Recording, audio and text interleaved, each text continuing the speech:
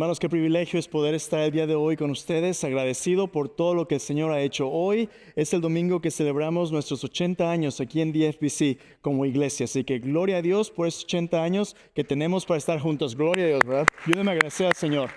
Gloria a Dios por su misericordia, por su fidelidad. Y si podemos prender la luz, hermanos, en la casa, porque vamos a leer nuestra Biblia, ¿verdad? Si no, si es como yo en mis 40 ya no se alcanza a ver muy bien.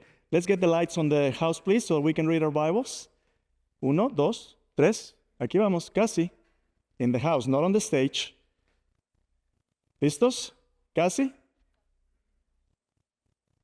5, 6, 7, 8. ¿Sigo, por favor? There you go, muchas gracias. Oh, entonces lo hacemos más oscuro. No se preocupe.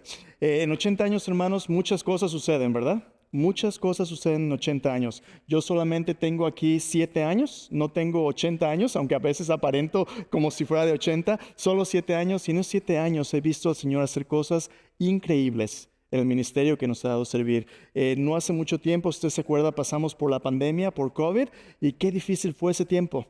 Qué difícil fue ese tiempo. Pero a pesar de las dificultades, el Señor nos bendijo, nos sacó de todo eso, y en estos 7 años el Señor ha permitido no solamente que seamos una iglesia creciendo en inglés, sino también tenemos un ministerio en español y nos hemos convertido en una iglesia para toda nación y para toda generación. Qué bendición es eso. Desde COVID hemos podido hacer nuestros sistemas para tener servicios en línea, hemos hecho nuestra página web, el Señor ha traído familias jóvenes y el ministerio en español es gran parte de lo que Dios está haciendo para alcanzar a la comunidad. ¿Tuvo oportunidad de venir el día de ayer? Si pudo venir, usted pudo ver cómo la comunidad está empezando a venir. Lanzamos nuestra alianza con Texas Health para poder tener servicios de salud y poder estar alcanzando a la comunidad. Y qué bendición fue poder comernos 580 hamburguesas, ¿verdad? Si no estuvo aquí, se la perdió las hamburguesas de In-N-Out. Estuvo fabuloso el poder servir juntos y ver cómo Dios está trayendo nuevas familias a nuestra iglesia. Gran parte del día de ayer, hermanos, fue las familias de la comunidad que hablan solamente español. Tuvimos un buen de familias, de hecho, de nuestro vecindario, que no sabían que nuestra iglesia tiene ministerio en español. Y el Señor nos permitió conectarnos con ellos, darles información de cómo funciona nuestro ministerio en español. Y bueno, fue un muy, muy buen tiempo. A lo mejor usted aquí está hoy por primera vez. Si usted vino ayer y esta es su primera vez aquí, bienvenido a nuestra iglesia. Es un placer tenerle con nosotros hoy. ¿De qué se trata todo esto? Dios está formando en DFBC una iglesia de personas que no simplemente van a la iglesia. Dios está formando una comunidad de personas que son la iglesia. La iglesia no es un edificio al que usted asiste, la iglesia no son programas, la iglesia no es un cuerpo religioso, no es el clero. La iglesia son aquellos que han sido llamados a ser libres en Cristo. La palabra eclesía en el Nuevo Testamento era una palabra que se utilizaba para una asamblea de ciudadanos libres en antigua Grecia, donde se reunían para gobernarse a sí mismos y decidir sus asuntos como una comunidad de personas libres. Cuando Jesús en el Nuevo Testamento viene, adopta el término para describir a la comunidad que Él iba a formar como nuevas criaturas, como miembros del reino de Dios. Una comunidad que estaba fundamentada en su obra como el Salvador. Así que la iglesia no son actividades, la iglesia no son edificios, la iglesia son personas, personas libres que están aprendiendo a vivir de nuevo para Cristo. Y usted puede preguntarse, ¿y libres de qué? Esa es la gran historia de la que hemos estado platicando. La semana pasada empezamos esta serie de mensajes titulada Hecho para crecer. Dios quiere que usted y yo podamos crecer y florecer en nuestra vida espiritual. Dios quiere que usted y yo podamos demostrar que el plan de Dios es bueno a un mundo que se muere sin Él. Y empezamos la semana pasada a hablar cómo hay un concepto en la Biblia clave de este descanso, de esta provisión de Dios, el sábado, lo que usted y yo conocemos como el sábado en la Biblia, el día de reposo. El día de reposo en la Biblia es una institución que Dios le dio al pueblo de Israel, pero que tiene su origen en los propósitos creativos de Dios en el libro de Génesis. Cuando Dios creó los cielos y la tierra, usted lee en Génesis 1, en 6 días Dios ordenó el mundo a través del poder de su palabra y en 6 días Dios lo creó todo. Coronó su creación el 6º día con la creación del hombre y la mujer. Los bendijo les mandó que gobernaran su creación. Dios hizo a la humanidad sus mayordomos sobre toda su creación. Y Dios proveyó una vida fructífera. Los bendijo y les dijo, fructificad, multiplicaos, llenad la tierra, gobiernenla. Yo les he dado toda planta verde, todo árbol que da fruto, es su comida, yo he provisto. Y al final de esta narrativa de la creación en Génesis 2, Dios dice que el séptimo día Dios lo santificó, lo apartó y lo dedicó como un espacio sagrado, para que el hombre y la mujer no solamente trabajaran cuidando la creación y administrando la creación, sino para que el hombre y la mujer y la creación entera pudieran disfrutar de la provisión de Dios. En Génesis 1 y Génesis 2 vemos que Dios nos da no solamente para trabajar, nos da no solamente para ser productivos, nos da para disfrutar las relaciones que Él valora más. Nuestra relación con Él, nuestra relación con nuestra esposa, nuestro esposo, nuestra familia, nuestra relación con la creación en general como mayordomos suyos. Dios es un Dios que se goza en darnos. En el Nuevo Testamento vemos a Jesús en Lucas 12 diciéndole a sus discípulos, no teman manada pequeña, porque a su Padre le ha placido daros el reino. Vendan lo que poseen, den limosna, háganse en bolsas que no se envejezcan en los cielos. A ver, aguánteme un poquito. ¿Qué relación tiene creación, sábado, reino, no tener miedo? Todo. No solamente Dios nos hizo para disfrutar. La semana pasada hablamos como en Génesis capítulo 3, en lugar de confiar en Dios y depender de Dios, la humanidad decidió rebelarse en contra de Dios y el pecado se introdujo. El pecado nos separa de Dios y nos esclaviza a nuestras decisiones egoístas de gobernarnos a nosotros mismos. Cosas tan sencillas que en el jardín del Edén eran para bendición como comer, se convirtieron en un tropiezo y en una esclavitud. El hombre y la mujer comen del árbol, del fruto prohibido, se corrompen y de ahí en adelante la tierra produce espinos, abrojos. Los seres humanos nacen en dolor. El matrimonio son puros pleitos. Nuestras vidas acaban en muerte y corrupción. Allá en Génesis 3 vemos cómo lo que Dios quería que fuera para bendición, el pecado trastornó en maldición y esclavitud. Pero Dios no se ha rendido. Y Jesús nos dice, no tengan miedo, porque en este mundo caído va a haber muchas cosas que van a buscar robarnos los propósitos de Dios. Jesús lo dijo de esta manera también en Juan capítulo 10. El ladrón no viene sino para hurtar, matar y destruir. Pero yo he venido para que tengan vida, una vida abundante. ¿Y qué tiene que ver eso con el sábado, con el descanso de Dios? Con este cesar de crear para disfrutar todo.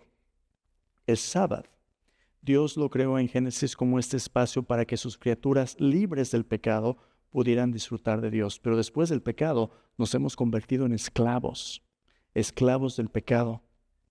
Pero Dios no se ha rendido, Él ha venido a rescatarnos. El Dios creador, ahí le va. Las buenas noticias del descanso de Dios es que el Dios creador también es redentor. Dios es salvador. Dios no se ha quedado cruzado de brazos diciendo, ay, pues que ahí se las arreglen. Dios entra en este conflicto cósmico de pecado y de dolor a su propio costo para rescatar a sus criaturas esclavizadas en el pecado. Dices tú, ¿sabes qué? Yo no tengo ningún problema. Yo vivo mi vida bien. Yo no necesito de nadie. A lo mejor tú piensas que no necesitas de nadie, pero todos necesitamos de la gracia de Dios. ¿Sabes por qué? Porque todos los días Dios hace salir su sol sobre buenos y malos, llover sobre justos e injustos. Y tú y yo vivimos de la pura gracia de Dios. De hecho, nuestros días, cada día que tenemos es un regalo de Dios. Pero va a llegar el día donde nuestros días lleguen a su fin. Y la pregunta es, ¿qué va a pasar con tu vida después de esta vida? La Biblia dice que la paga del pecado es muerte. Sin la intervención de Dios para salvación, estamos a merced de nuestros pecados. Muerte significa separación de Dios y no solamente es muerte física, es muerte espiritual, muerte eterna. El infierno es la separación final de Dios con las consecuencias de nuestros pecados. Pero Dios no quiere que ninguno perezca, sino que todos puedan darle la vuelta a su vida, arrepentirse y encontrar un nuevo propósito. ¿Cómo le vamos a hacer? De eso se trata este mensaje hoy. Ven conmigo, vamos a estar en el libro de Éxodo, capítulo 15 y capítulo 16. La pregunta que vamos a tratar hoy en Éxodo 15 y 16 es esta. ¿Cómo vence Dios la esclavitud de nuestra rebelde dependencia materialista para restaurarnos a nuestra plena humanidad? Déjame desempacar esa pregunta. ¿Cómo vence Dios la esclavitud de nuestra rebelde dependencia materialista para restaurarnos a nuestra plena humanidad? Ser humano y vivir nuestra humanidad plenamente significa vivir los propósitos de Dios por los cuales Dios nos creó. Dios nos hizo a su imagen para gobernar la creación como sus mayordomos. Dios nos hizo para fructificar, para ser fructíferos, para florecer como seres humanos, multiplicar su imagen. Y Dios nos proveyó alimento y la creación para poder cumplir sus propósitos. Pero cuando pecamos, todo eso se convirtió en un ídolo. Y en lugar de administrar las cosas para la gloria de Dios, tenemos todo tipo de problema con la creación. En pocas palabras, tú y yo tenemos una de dos sopas. O confiamos en Dios para nuestra provisión eterna y nuestra bendición, o confiamos en las criaturas y ponemos nuestra esperanza en todo el mundo creado. De hecho, hacemos de las criaturas ídolos. Lo que Dios quería que fueran bendiciones se convierten en maldiciones. Nos convertimos en personas materialistas, en personas que empiezan a robar la vida de cualquier relación o cosa alrededor, porque todo tiene la responsabilidad de hacerme feliz. Y la verdad es que nada nos va a satisfacer. Agustín dijo, nos hiciste para ti, oh Dios, y sin descanso está nuestra alma hasta que descansa en ti. Tú y yo fanáticamente estamos dando la vuelta como el hámster, tratando de ser ricos, tratando de ser guapos, tratando de tenerlo todo. Y al final de cuentas nos sentimos miserables. Estamos subiendo esa escalera, pero nuestra escalera está en el muro equivocado. No sé si viste las noticias hace un par de días. Salió un artículo muy interesante. Una señora de 77 años, era cartera. Llevaba las cartas, ¿verdad? Trabajaba en el correo, llevaba cartas a las diferentes casas, pero esta persona era una persona de esas que acumulan cosas. Les llaman hoarders, ¿verdad? Gente que acumulan cosas, tilichero. Pero esta persona rescataba mascotas. En su ruta, esta señora veía un animalito en necesidad y lo tomaba y lo llevaba a su casa y lo ponía en una jaula. Y en la jaula le daba de comer, lo cuidaba, pero tenía más de 100 animales en su casa, una casa pequeña, en jaulas. Cuando las autoridades se dieron cuenta, fueron a esta casa y encontraron todos animalitos, algunos que tenían años ahí, y encontraron que en su casa había como un pie de excremento de animal por todos lados en sus jaulas. Algunos de ellos ya no se podían ni mover, estaban como en concreto. ¿Te imaginas? ¿Cómo es posible que buenas intenciones como cuidar a un animalito que está perdido se convierten en algo tan distorsionado y tan triste como tal abuso? Yo no soy psiquiatra ni psicólogo, pero la Asociación de Psiquiatría de Estados Unidos, de Psicología de Estados Unidos, tiene algún contenido muy interesante de cómo le pasa esto a una persona. Dice que hay varias cosas que le suceden en su mente a una persona así. Primero, una persona que tiende a acumular cosas como estas pone su significado emocional en cosas en lugar de relaciones importantes. En otras palabras, objetos, animales, circunstancias tienen un significado emocional exponencial que mi identidad depende de ello y no me puedo hacer de ello. Ahora, hay cosas que tienen cierto valor sentimental, ¿verdad? Pero cuando mi identidad depende de ello y es imposible separarme, ¿qué sucede cuando pierdo algo? Entonces no puedo soltar nada, todo empiezo a acumular. Algunas personas también viven con temor a no tener suficiente, la ansiedad de qué tal si lo necesito mañana, eso me pega a mí. Yo crecí en un contexto donde mi familia era muy pobre, creciendo cuando era niño y no teníamos nada. Y pues todo lo que puedes lograr es precioso, ¿verdad? Y lo cuidas y lo guardas y cuando se descompone lo sigues guardando. O cuando tienes chucherías, ¿qué tal si las necesitas mañana? Empieza uno a acumular. ¿Qué sucede cuando nunca lo necesitas? No le haces, ahí está por si lo necesitas. Tiliche, tiliche, tiliche. Otras personas luchan con el perfeccionismo.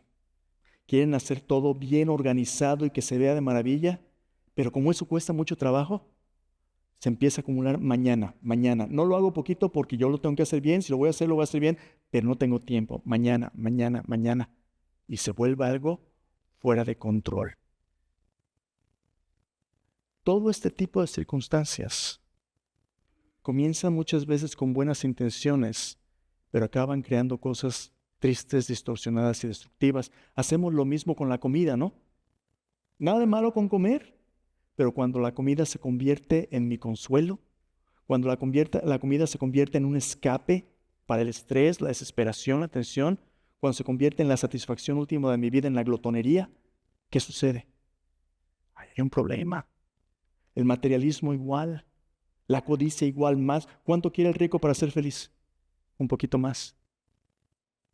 Todo esto muestra que podemos vivir en el país más rico del mundo y ser las personas más esclavizadas y miserables del mundo. A lo mejor tú dices, yo no tengo ningún problema, pero si tú le rascas, el Señor Jesús dice que podemos vivir para el reino de Dios y su justicia, o si no, vamos a ser engañados por el afán y las riquezas de este mundo, y ese afán y esa ansiedad van a ahogar la palabra y se va a hacer infructuosa. Tarde o temprano nos damos cuenta que todo aquel que hace pecado, esclavo es del pecado. Pero Jesús dice, si el Hijo os libertare, seréis verdaderamente libres. Vamos a ver de ello hoy. Venga conmigo, Éxodo 15, Éxodo 16, cómo Dios nos libera.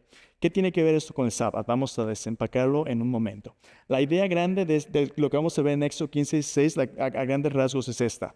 Para vencer nuestra dependencia materialista, para vencer lo que Génesis 3 hizo cuando dijimos a Dios, tú no, yo encuentro mi satisfacción en otras cosas que tú. Para vencer esta dependencia materialista, la gracia todo suficiente de Dios tiene que redimirnos e instruirnos como su pueblo rescatado para vivir una vida de mayordomía gozosa y fiel, dependiendo solo de Él. Ahí te va. El reto más grande que tenemos como pecadores sin Dios es darnos cuenta que lo necesitamos a Él y solo a Él. Que nada en este mundo nos va a satisfacer ni a llenar sino Él. A veces las posesiones son un sustituto, a veces las actividades. No, yo no tengo tiempo para Dios hoy. No, yo no tengo tiempo para ir a la iglesia, estoy muy ocupado. Tengo mi trabajo. En el Nuevo Testamento Jesús dice que Dios hizo un banquete, invitó a todo el mundo, pero todo el mundo tenía muchos compromisos ya y nadie quiso venir. Las cosas, a veces incluso cosas buenas, nos esclavizan. ¿Cómo Dios nos va a rescatar de eso? A través de su gracia, a través de su rescate, su salvación. En Éxodo 15 y 16, Dios nos habla de cómo Dios rescató al pueblo de Israel. Pero algo interesante, hermanos, es que desde Génesis capítulo 2, la primera vez que oímos del concepto del cesar de actividad, del descanso de Dios en la creación, desde Génesis 2 hasta Éxodo capítulo 16, no volvemos a oír más del sábado, del día de reposo, ni de descanso.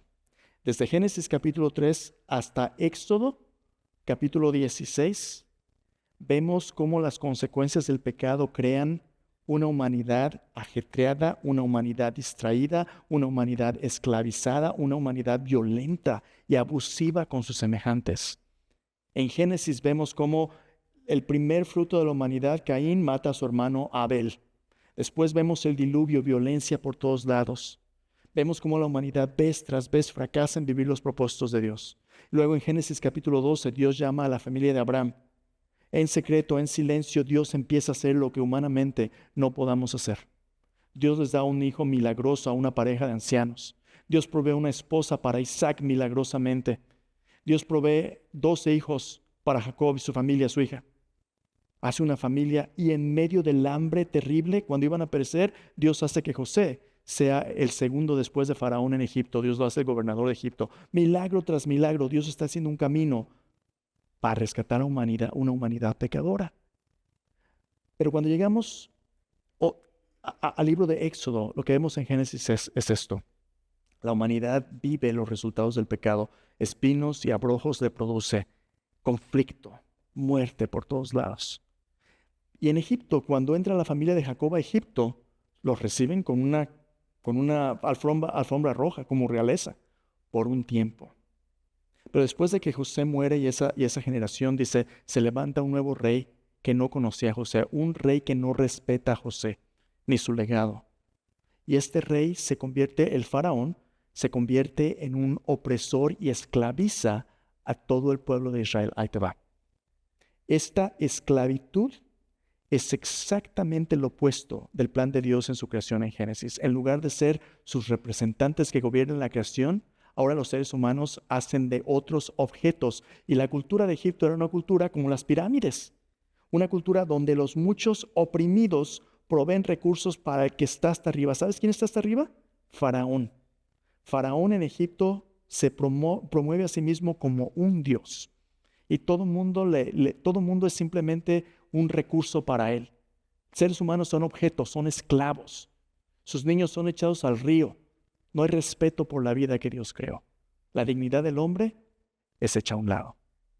Es un objeto de producción para que los ricos sean más ricos y los pobres cada vez peor. Ese es el sistema de Egipto. Y en este sistema de Egipto, en los primeros capítulos de Éxodo, la gente oprimida clama a Dios. Y en Éxodo, capítulo 2, capítulo 3, capítulo 1, 2 y 3, dice, Dios oyó su clamor, Dios vio su aflicción, Dios se acordó del pacto que tenía con Abraham, Isaac y Jacob. No que Dios se lo hubiera olvidado, pero este era el tiempo de actuar. Y Dios interviene, escúchame bien, para aquellos que son esclavos, sean rescatados de su esclavitud. De eso se trata el Éxodo. Si tú lees los primeros capítulos hasta el capítulo 15, Dios confronta a Faraón y confronta a Egipcio en una lucha cósmica donde Dios le demuestra a Faraón, tú eres un Dios falso, yo soy el Dios verdadero. Y te voy a demostrar a través de estas 7 plagas que yo tengo el poder de la vida y de la muerte. Dios confronta a Faraón plaga tras plaga, le demuestra, tú tienes control sobre nada, tu vida está en mis manos. Y la última plaga es la muerte de los primogénitos. Dios le va a dar a Egipto, pero con todo, porque la paga del pecado es muerte. Y como pecadores pensamos, mi vida está en mis manos, pero necio. Hoy vienen a pedirte tu vida y lo que has provisto, ¿de quién será? Dios confronta a Faraón y le dice al pueblo de Israel, mi ángel va a pasar, todos los primogénitos van a morir. Pero al pueblo de Israel le dice, para que tú no mueras, Éxodo capítulo 12, Dios le da una provisión. Escúchame bien, lo que Dios demanda, Dios provee. Dios le da una provisión. ¿Y cuál es la provisión? Dios le dice a Israel, este va a ser el primero de los meses para ti. Tú vas a tomar un cordero de la manada de un año perfecto, sin ningún defecto. Tú lo vas a sacrificar. Este va a ser el cordero de la Pascua y su sangre la vas a poner en tus puertas. Y cuando yo pase por la tierra hiriendo los primogénitos, yo voy a ver la sangre del cordero y nada te va a pasar. Este va a ser el principio, un nuevo comienzo para ti. El pueblo de Israel lo hizo y Dios pasó esa noche, todos los primogénitos mueren. Y Faraón, ¿sabes qué dice? Salte de aquí. No solamente se van, les dan sus riquezas, el pueblo de Israel sale de Egipto rescatado, porque Dios no solamente es creador, sino es rescatador, redentor. Redentor significa que Dios pelea las batallas y paga el precio de la libertad de su pueblo. ¿Y cuál es ese precio? La sangre de este cordero. En la Biblia el cordero de Dios es el que quita el pecado del mundo. Y el pueblo de Israel sale. Cuando van por el desierto, Faraón cambia de mente y dice, los voy a matar a todos. Va y los persigue. Dios abre el mar rojo y el pueblo de Israel cruza del otro lado y Faraón, Dios lo ahoga con todo su ejército. Y del otro lado, llegamos a Éxodo 15. Ven conmigo. Vamos a ver qué hace Dios. Éxodo capítulo 15, versículo 1. 2 cosas que Dios hace para rescatar a su pueblo de la esclavitud, del pecado y del materialismo. 2 cosas. La primera es esta. Vamos a ver cómo Dios quiere que nosotros como sus criaturas nos demos cuenta que tenemos una dignidad como sus administradores. Dios nos ha confiado su creación. Como fieles mayordomos de Dios, somos rescatados de la esclavitud materialista al experimentar el gozo de 2 cosas. La primera de ellas es esta. El gozo de su gracia todo suficiente en su obra de redención. Dios quiere que aprendamos a recibir y a confiar en cómo Dios nos libera, en la liberación de Dios. Pastor, ¿qué es todo eso? Cuando tú y yo somos esclavos, nos aferramos a todo lo poco que este mundo nos da de satisfacción, la poca vida que hay. Nos aferramos como si fuera lo único. Dios nos dice, confía en mí, yo tengo más para darte. Confía en mí, yo te voy a rescatar. Y uno dice, no, yo no. Yo aquí me quedo con mis buenas obras, con mi religión. Dios dice, eso no te va a salvar, solo yo puedo, confía en mí. Ahí está la gran lucha, vamos a confiar en Él. Faraón y el mundo nos ha enseñado a tener miedo de todo. Yo me porto bien porque no me quiero al infierno. Todo es por miedo, pero Jesús dice no. Es por amor, gratitud, por confianza en mí. Confía en mí. Voy a soltar lo poco en lo que confío para confiar en Dios. La salvación es gratis. Ah, no, así tan fácil, no. Yo me la gano. Pero mira lo que Dios hace aquí con el pueblo de Israel. Después de confrontar a Faraón y Egipto, lo saca de allí y mira lo que los israelitas dicen. Éxodo 15, versículo 1 dice, entonces cantó Moisés y los hijos de Israel este cántico a Jehová y dijeron, cantaré yo a Jehová porque se ha magnificado grandemente, ha echado en el mar al caballo y al jinete. Jehová es mi fortaleza y mi cántico y ha sido mi salvación. Lo primero que estos israelitas hacen cuando salen de Egipto, cruzan el Mar Rojo, llegan al otro lado para tomar esta caminata, esta jornada, este viaje a la tierra prometida, lo primero que ellos hacen es cantar. Yo me acuerdo cuando iba a la iglesia por primera vez, una iglesia como esta, y oía a la gente cantar los himnos, los coros, las alabanzas.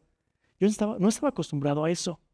¿Por qué cantamos? ¿Sabes por qué? Porque nuestros cantos, con música y con letra, nuestros cantos son una declaración de fe que proclama lo que Dios ha hecho no solo por nosotros, sino por mí. Nuestros cantos son una alabanza que fluye de nuestro corazón, proclamando lo que nosotros creemos acerca de Dios. Estos eran esclavos, pero vieron a Dios, mira lo que dice de nuevo el versículo 1, vieron a Dios intervenir como un Dios magnífico, un Dios grande. El Dios de la Biblia no es un diosito que puedas guardarte en tu cartera o colgarte en una medallita. El Dios de la Biblia es un Dios grande y magnífico. Los cielos de los cielos no pueden contener. Y este Dios es un Dios que confronta a sus enemigos, dice, Él es mi fortaleza y mi cántico. Déjame preguntarte, ¿de qué cantas tú? El mundo canta de muchas cosas, ¿verdad? La media vuelta. A la hora que yo quiera, ¿verdad? Yo me regreso y bla. Amor decepcionado, amor que buscamos, de dinero, de fama.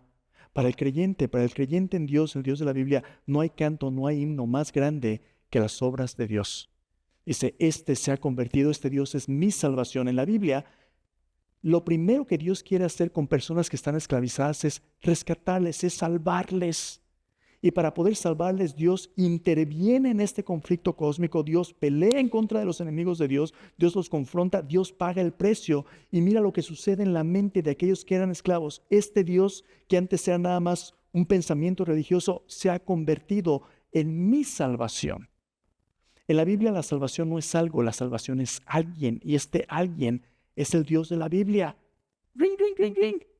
De hecho, entre más lees tu Biblia, más te das cuenta de quién es esta salvación. La salvación en la Biblia tiene un nombre. ¿Sabes cómo le conoces tú? Como Jesús. El nombre Jesús significa Jehová el Salvador, salvación. Jesús es la palabra que se hizo carne para rescatarnos de nuestros pecados. Él es el Cordero de Dios que quita el pecado del mundo. Desde Génesis 3 hasta Éxodo capítulo 12, 13, 14 y 15, el mundo estaba en esclavitud de este sistema materialista donde la vida del hombre no tiene valor y Dios interviene y los que eran esclavos por primera vez pueden experimentar la libertad que solo Dios puede dar. Y Moisés dice, por eso canto. Él es mi Salvador. Dios quiere que su pueblo no sea un pueblo simplemente religioso, así como que, miren, si tú cantas, no hay imposibles para... Cuando estamos cantando, ¿estamos presentes proclamando quién Dios es para nosotros? ¿O simplemente estamos, ay, ojalá ya se acabe porque hoy juegan las Chivas? Ándale. Hermanos, nuestra realidad espiritual en adoración es un reflejo de lo que realmente creemos. Esto no es para entretenernos, esto es para darnos la oportunidad de declararle a todo mundo y a la creación quién es nuestro Dios. En medio de nuestro servicio de adoración hay seres espirituales observando. De hecho, en Efesios, Pablo nos dice que los principados, las autoridades, por medio de la iglesia, aprenden lo que Dios ha hecho para salvación. Cuando tú y yo estamos cantando, estamos proclamando que nuestro Dios es Salvador y estamos declarando su libertad. Entonces, no es nuestra adoración, de hecho, es un espacio de lucha espiritual. El enemigo está poniendo atención a lo que estamos oyendo y cantando porque está esperando que la palabra de Dios, cuando llegue a tus oídos, Él se la pueda robar para que tú no des fruto y no te conviertas en una persona libre que venza el pecado. Nuestros cantos son una lucha espiritual. Y Moisés continúa, mira lo que dice en el versículo final del versículo 2, dice: este es mi Dios, lo alabaré, Dios de mi Padre, y lo enalteceré. Jehová es varón de guerra, Jehová es su nombre. Echó en el mar los carros de Faraón, su ejército, sus capitanes escogidos fueron hundidos en el mar Rojo. Los abismos los cubrieron, descendieron las profundidades como piedra. Tu diestra, oh Jehová, ha sido magnificada en poder. Tu diestra, oh Jehová, ha quebrantado al enemigo. Hermanos, ¿quién es el enemigo espiritual de Dios? Bueno, en este contexto obviamente era Faraón, ¿verdad? De Egipto. Pero detrás de los imperios opresivos de la humanidad hay alguien más. El Dios de este siglo. Aquel que le dijo a Jesús: ahí están los reinos, todo esto te voy a dar si tú te postras y me adoras. El enemigo de Dios ha venido para hurtar, matar y destruir. El enemigo de Dios en Génesis 3 dijo: con que Dios te ha dicho, no morirás. Dios sabe. Es Satanás. Dice: tu diestra, Jehová, ha quebrantado al enemigo. Escucha cómo piensa el enemigo de Dios. Con la grandeza de tu poder has derribado a los que se levantaron contra ti. Enviaste tu ira, los consumió como una hojarasca. Al soplo de tu aliento se amontonaron las aguas, se juntaron las corrientes como en un montón. Los abismos se cuajaron en medio del mar. El enemigo dijo: perseguiré, apresaré, repartiré despojos. Mi alma se saciará de ellos. La Escritura dice que Satanás es como un león rugiente buscando a quien devorar. Sus demonios, Satanás y sus demonios son parásitos espirituales que están buscando consumir la vida que Dios quiere que tú y yo tengamos. Como un parásito consume a un ser vivo, así los demonios y Satanás consumen la vida de aquellos que Dios ama. Perseguiré, apresaré, repartiré despojos. Mi alma saciará de ellos. Sacaré mi espada, los destruirá mi mano. Soplaste con tu viento, los cubrió el mar, se hundieron como plomo en las impetuosas aguas. ¿Quién como tú, oh Jehová, entre los dioses? ¿Quién como tú, magnífico en santidad?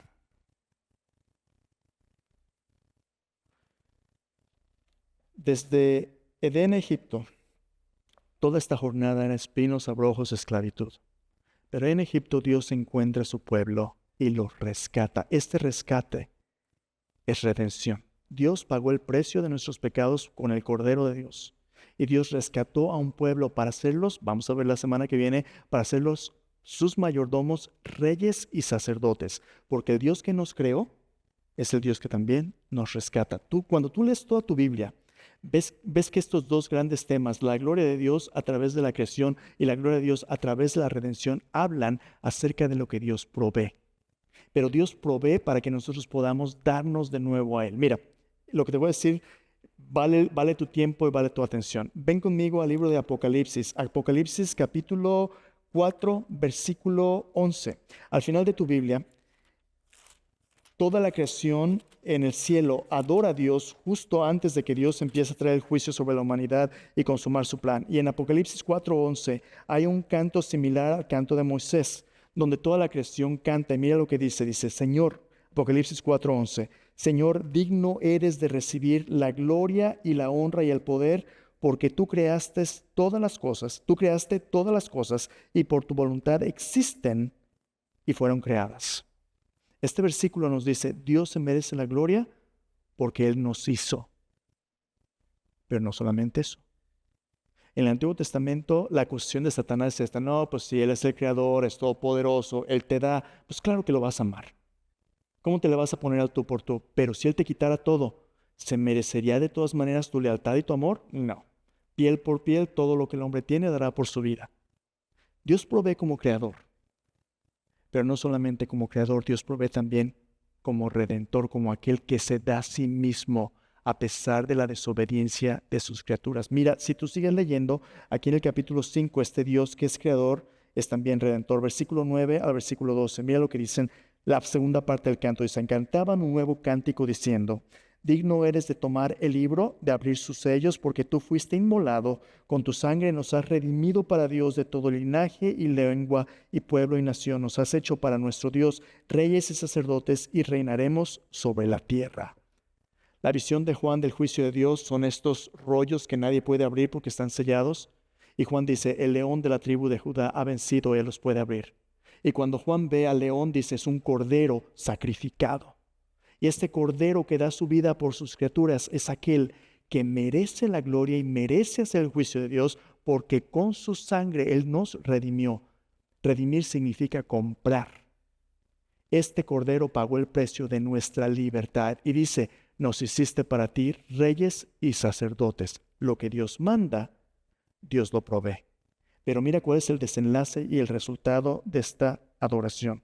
Versículo 12 dice que decían a gran voz, el cordero que fue inmolado es digno de tomar el poder, las riquezas, la sabiduría, la fortaleza, la gloria, la honra y la alabanza. Todo lo creado que está en el cielo, en la tierra y debajo de la tierra, el mar, todas las cosas que están en ellos, hay decir al que está sentado en el cordero, en el trono y al cordero, sea la alabanza, la honra, la gloria y el poder por los siglos de los siglos. Los 4 seres vivientes decían amén, los 24 ancianos se postraban sobre sus rostros, adoraban al que vive por los siglos de los siglos. Ahí te va.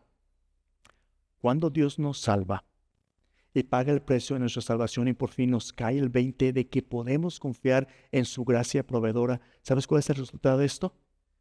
Ahora nos entregamos de regreso a Él. Cuando tú confías en Dios, tú le dices, Señor, no solamente estoy recibiendo lo que tú me das, lo recibo para poder darme a ti. Le amamos a Él porque Él nos amó primero. Es el mensaje del Evangelio. Eso es lo que Cristo hizo por nosotros. Cristo murió por nosotros en la cruz. El Cordero de Dios que quita el pecado del mundo para, así como los israelitas fueron liberados de Egipto, ahora tú y yo podamos ser libres. Lo primero que Dios quiere hacer es darnos para que ya no estemos a merced de las miserias del mundo. Cuando alguien nuevo viene aquí, lo primero que tenemos que hacer como pueblo de Dios es preguntarnos, ¿es esta persona salva? No queremos que vengas a esta iglesia para que llenes las cajas de la ofrenda. Queremos que vengas a esta iglesia para que recibas de la abundante provisión de Dios lo que necesitas para vivir para Él. ¿Y después qué? Después de lo que Dios nos da, le damos a Él. ¿Por qué? Porque Él nos dio todo. Entonces primero Dios nos salva y después ¿qué? Ahora nos va a enseñar y nos va a instruir cómo vivirlo. Dices, pastor, estoy bien confundido. ¿Qué tiene que ver esto con el sábado y el día de reposo? Mucho. Éxodo 15, Dios los salva. Todo mundo canta, todo mundo celebra. En el siguiente capítulo, 6 semanas más tarde, ahora aquellos que ya han sido salvos y rescatados tienen que aprender cómo vivir día con día, dependiendo de la gracia de Dios en el desierto. Y esa es otra historia. Primero, Dios nos salva. Segundo, Dios nos santifica. Cuando tú naces de nuevo y Cristo te perdona, ahí comienza tu caminar, tu viaje de seguir a Cristo de por vida, pero ahora nuestra vida tiene que ser transformada. Y allí todas las mañas de la vida pasada van a salir a relucir. Y ahí es donde el discipulado tiene que transformarnos.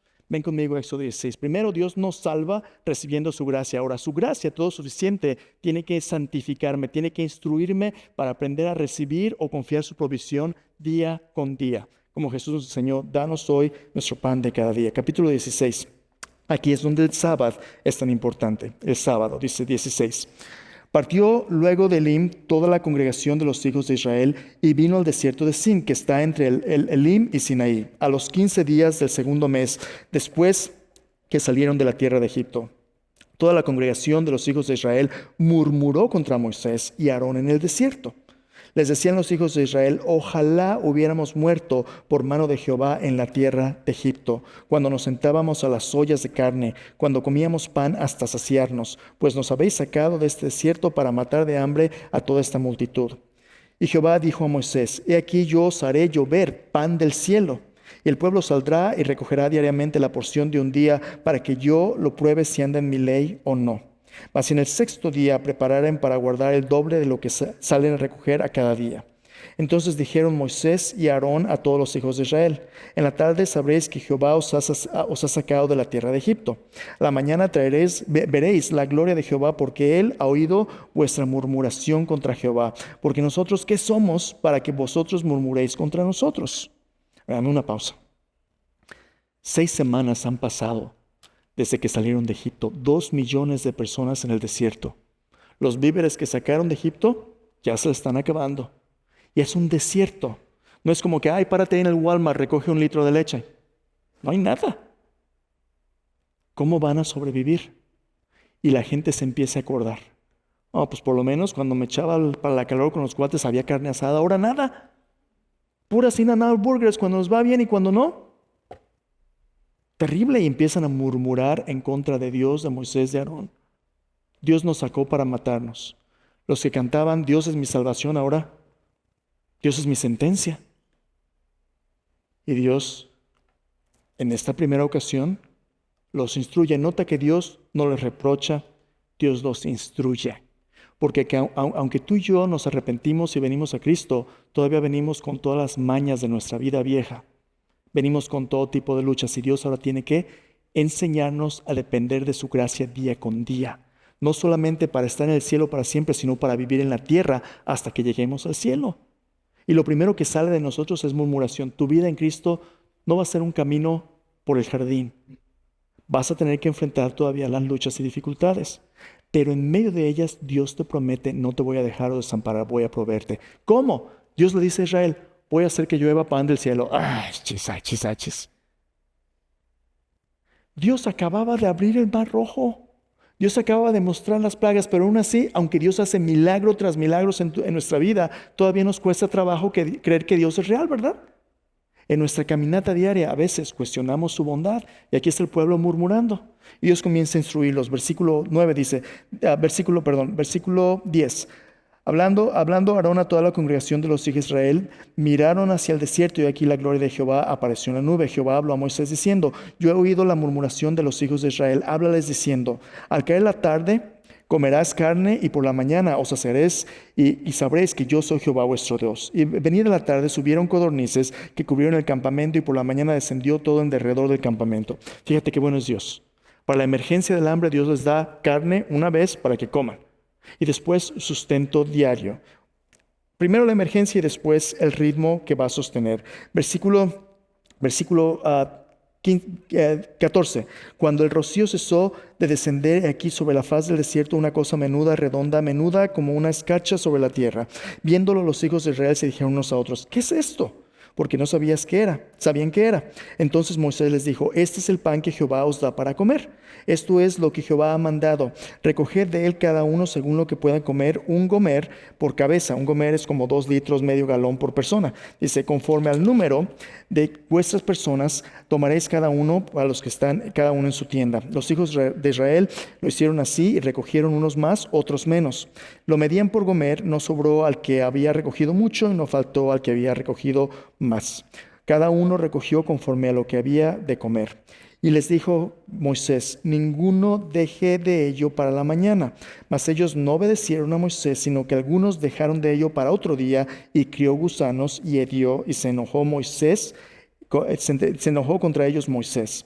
Los recogían cada mañana, cada uno según lo que había de comer, y cada uno, luego que el sol se calentaba, se derretía. En el sexto día recogieron doble porción de comida, 2 gomeres para cada uno, y todos los príncipes de la congregación vinieron y se lo hicieron saber a Moisés. Y él les dijo, pon mucha atención, versículo 23.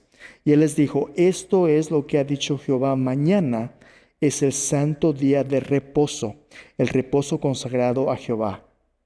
¿Viste eso? Esa palabra día de reposo ahora es el sábado.